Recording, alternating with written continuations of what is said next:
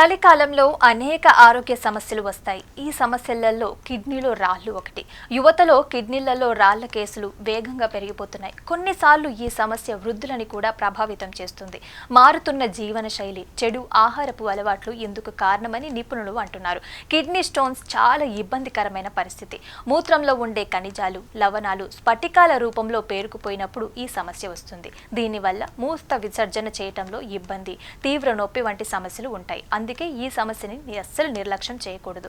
కిడ్నీలో రాళ్లు ఉంటే కనిపించే లక్షణాలని సకాలంలో గుర్తించాలని యూరాలజిస్ట్ డాక్టర్లు చెప్తున్నారు. అసలు చలికాలంలో కిడ్నీలలో రాళ్ల సమస్య ఎందుకు ఎక్కువగా ఉంటుంది, దాని లక్షణాలేంటి, ఎలా నయం చేసుకోవాలో మనం ఈ వీడియోలో మాట్లాడుకుందాం.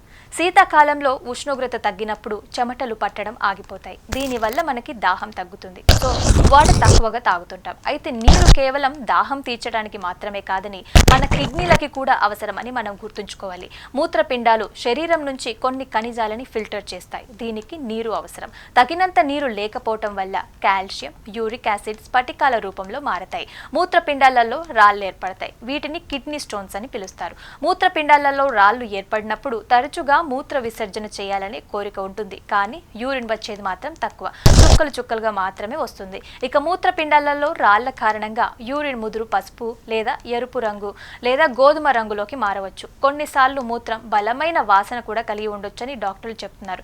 కిడ్నీలలో రాళ్లు ఉంటే మూత్రం మంట, నొప్పి కలిగి ఉంటుంది. ఇక యూరిన్ తర్వాత మంట అనుభూతి కలుగుతుంది. మూత్రంలో రక్తం కూడా కనిపిస్తుందని డాక్టర్లు చెప్తున్నారు. ఇక మూత్రపిండాలలో రాళ్లు ఉంటే కనిపించే అత్యంత సాధారణ లక్షణం నడుము లేదా పక్క భాగంలో తీవ్రమైన నొప్పి.